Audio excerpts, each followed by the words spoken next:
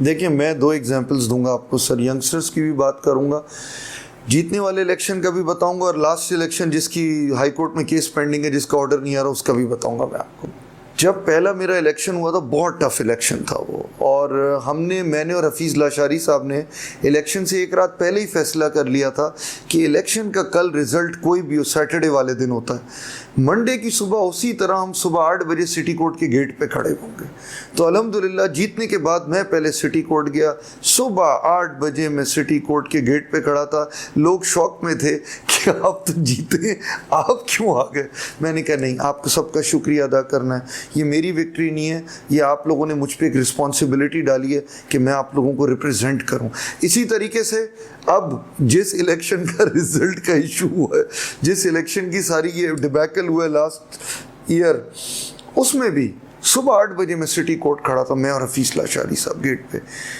आप इलेक्शन एक humbling experience होता है, जो सीखे आप बहुत सीखते हैं, जिसे सीखना है, और आपका चेहरा, आपका कंडक्ट लोगों को बता देता है कि आप बनावटी हैं, आप दिल से कर रहे हैं कोई काम या दिखावे का कर रहे हैं सिर्फ काम। तो मैंने तो पॉलिटिक्स किसी पर्सनल बेनिफिट के लिए की नहीं। अल्हम्दुलिल्लाह वकालत भी ठीक चल रही है, अल्हम्दुलिल्लाह 50 से ऊपर रिपोर्टेड जजमेंट्स भी हैं, लोग इज़्ज़त भी करते हैं अल्हम्दुलिल्लाह। मेरा मकसद है इस बार को बचाना, जिस बार की शान और आन पूरे पाकिस्तान में मशहूर थी। आज वो बार कहाँ खड़ी है, ये सब यंगस्टर्स को सोचना चाहिए, ये सब स्टेक होल्डर्स को सोचना चाहिए जो इस बार का हिस्सा है। तो ये कंडक्ट वाली चीज़ें होती हैं, लोग कहते हैं, लेकिन मैं इस चीज़ का कायल नहीं हूँ मैं किसी पे क्रिटिसाइज़ करूँ। मैं कहता हूँ मैं अपना मुहासबा करूँ, आप मुझसे मेरा सवाल करें। हाँ, मेरा बिहेवियर सही नहीं है तो मैं उसके लिए माजरत भी मांगूंगा आपसे। मेरा बिहेवियर अगर सही है तो लोग मेरे साथ खुद भी अच्छे होंगे अल्हम्दुलिल्लाह। बस कोशिश होती है कि कभी किसी की दिल आज़ारी ना करूं, क्योंकि मैं समझता हूं कि हाथ का ज़ख़म तो भर जाता है, तलवार का ज़ख़म भी भर जाता है, ज़ुबान का ज़ख़म नहीं भरता कभी। तो इसलिए, और मैं समझता हूँ आप किसी को, वो फ़ारसी की कहावत है, ज़ुबान शीरी मुल्क गिरी, आपकी मीठी ज़ुबान है तो आपकी दुनिया पे हुकूमत है। तो आप लोगों से अच्छा पेश आते हैं, तो मेरा एक्सपीरियंस ये है, आप लोगों से अच्छा पेश आएँ, लोग 10 गुना ज़्यादा आपसे अच्छा पेश आएंगे। सिर्फ आप अच्छा पेश आके तो देखें, आप उन्हें अपनी तरह इंसान समझें, आप उनकी इज्जत करें, उनके कपड़ों की नहीं, उनकी गाड़ियों की नहीं, उनकी पर्सनैलिटी की इज्जत करें, उनकी काबिलियत की इज्जत करें, तो वो भी आपकी इज्जत का बहुत ज़्यादा करेंगे। इस साल तो एक्सपीरियंस हमारा इसलिए भी डिफरेंट था कि इलेक्शन पूरे सिंध का इलेक्शन हो गया। यकीन मानिए, सजावल गया इतनी इज्जत मिली, ठट्टा गया इतनी इज्जत मिली, सक्खर, जेकबाबाद, मोरो पहली दफ़ा गया, नौशेरो फलोस पहली दफ़ा गया। मतलब मैं सोच ही नहीं सकता था कितनी इज़्ज़त मिली मुझे। मैं अपने आप को इस लायक ही नहीं समझता लोगों ने इतनी इज़्ज़त और पजीराई दी है। और फैक्टर्स होते हैं, हमने तो हमेशा क्लीन प्रैक्टिस की है, इलेक्शन भी क्लीन लड़ना है, फाउल प्ले नहीं करना, अपनी ताकत पे लड़ना है, बनिस्बत किसी चीज़ को, लोगों को मिसलीड करके कोई वोट लेने। मैंने ये सियासत नहीं करनी, ना मैंने किसी को क्रिटिसाइज़ करके सियासत करनी है। मुझ में काबिलियत है, आप मुझे कंसिडर कर नहीं है तो थैंक यू वेरी मच, किसी और को कंसिडर करें। It's as simple as that. Sir, bar का यंग लॉयर को डेवलप करने में क्या किरदार होना चाहिए, किस तरह से कौन से इक़दाम लेने चाहिए, एक यंग लॉयर किस तरह से डेवलप हो? देखिए, मैं आपको सर एग्जांपल दूंगा। एक छोटी हमारी बार है कराची की, बहुत कदीम बार है, लेकिन एक छोटी बार है। छोटी सी बात है कि फिजिकली छोटी बार है, स्ट्रेचर में बहुत बड़ी बार है, वो है इनकम टैक्स बार। मैं उसका भी मेंबर बना। मैं आपको एक अपने इंटरव्यू का बताऊं, इनकम टैक्स बार के अंदर हमारी हाई कोर्ट बार की भी मेंबरशिप है, केबीए की भी मेंबरशिप है, सुप्रीम कोर्ट में भी चलने इंटरव्यू होता है। भाई, जब इनकम टैक्स बार में इंटरव्यू अपना देने गया तो मैं घबरा गया था, क्योंकि वहाँ पे 6 सीनियर वकील बैठे थे सवालात पूछने के लिए। तो मैं तो सोच रहा था कि मुझे इनकम टैक्स का ये पता है कि 1990 का कौन सा एक्ट है और 2001 का कौन सा ऑर्डिनेंस है सेल्स टैक्स का, इससे ज़्यादा तो मुझे नहीं पता था। तो उस बार की मैं आपको एग्जांपल दूं कि जो नया एसआरओ आता है, जो नया रेगुलेशन आता है, गवर्नमेंट की पॉलिसी आती है, बजट आती है, वो सब अपने मेंबर्स को दावत देते हैं, आए बैठिए, इसको डिस्कस करें, इसके प्रोज एंड कॉन्स को डिस्कस करें। वो कमिश्नर इनकम टैक्स को बुला लेंगे, वो इनकम टैक्स के सीनियर वकीलों को बुला लेंगे, और अपने जितने टैक्स के प्रैक्टिशनर्स हैं उन सबको एजुकेशन देंगे। देखें, इस SRO का मतलब ये है, इस SRO के आने से ये नुकसान होगा, गवर्नमेंट को ये फ़ायदा होगा, इसमें ये चीज़ सही है और ये चीज़ गलत है।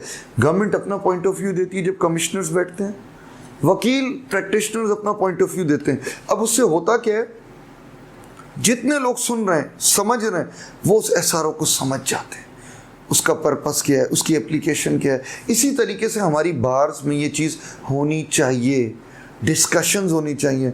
हमारी बार में तो अभी ये सिचुएशन है कि आपके दोस्त जहांगीर शम्स और उनके साथियों ने एप्लीकेशन दी थी कि 26वीं अमेंडमेंट पे एक डिबेट कॉल करें बार पे। जो लोग फेवर में, लोग उनको भी सुने, जो लोग उसके खिलाफ हैं, लोग उनको भी सुने। तकरीबन 500-600 वकीलों ने उसे साइन किया था, लेकिन आज तक वो रिक्विजिशन कॉल नहीं हुई।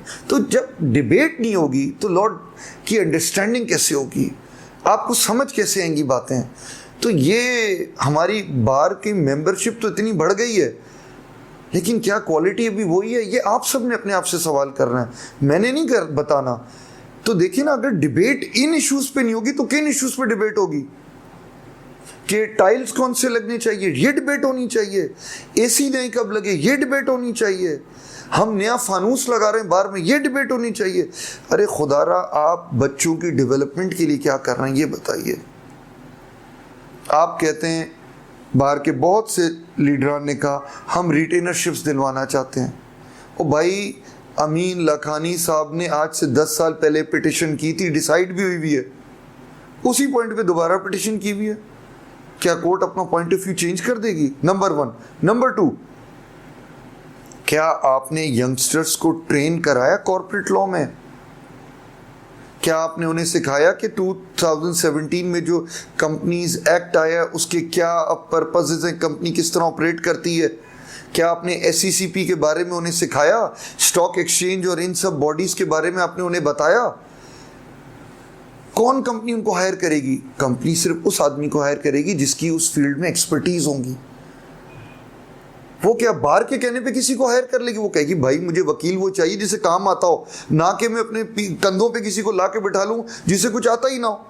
आपको सबसे पहले उनकी ट्रेनिंग करानी चाहिए। Let them explore their fields, निकल जाएंगे आगे। बच्चे खुद हमारे इतने काबिल और लायक हैं, लेकिन उन्हें ट्रेनिंग तो दें। आप बुलाते SECP के कमिश्नर को कि आइए हमें लेक्चर दीजिए, समझाइए, बताइए करना क्या होता है, एक इन हाउस लॉयर का कंपनी में काम क्या होता है। ये मैं आपको एक एग्जांपल दे रहा हूँ sir. There is no right and there is no wrong, but this was my vision, this is how I see things, this is what a bar can give. अब आप क्या वकीलों को सबको रिटेनरशिप, आप मुझे एक चीज बताएं सर, रिटेनरशिप का हो गया, इलेक्शन खत्म हुए कितना टाइम हो गया? दिसंबर से आज ये महीना आ गया, कहाँ है रिटेनरशिप्स? तो देखिए, गिमिक्स ना करें, बच्चों के एहसासात से ना खेलें। आप कर सकते हैं, डिलीवर करें। मैं कहता हूँ आप डिलीवर करें, आप मुझसे बेहतर करें, बहुत अच्छी बात है, मैं भी उसको वेलकम करूँगा। मैं उन नेगेटिव लोगों में से नहीं हूँ जो हर चीज़ में नेगेटिविटी ढूंढते हैं। आप पॉजिटिव काम करेंगे, मैं आपको शाबाश भी दूंगा। लेकिन आप अगर सिर्फ बातें करेंगे तो फिर क्या होगा? फिर तो ये ज्यादती है बच्चों के साथ। You are playing with their emotions. This is what I think कि बाहर की पॉलिटिक्स उसूलों की होनी चाहिए, सियासतदानों वाली पॉलिटिक्स नहीं होनी चाहिए। आप उन्हें उसूल में पक्का, आज ये बच्चे अच्छे वकील बनेंगे, इनके क्लियर थॉट्स होंगे, ये अच्छे जज भी बनेंगे, ये अच्छे जूरिस्ट भी बनेंगे, इन्हीं में से पॉलिटिशियंस भी निकल के आएंगे। ट्रेनिंग तो दो उन्हें, मौका तो दो उन्हें। ये मौरूसी सियासतें कब तक चलती रहेंगी हमारे मुल्क में? वरना रेडीमेड आइटम्स आएंगे और सब उसको कबूल करें, फिर ठीक है भुगतें, सिंपल इज दैट।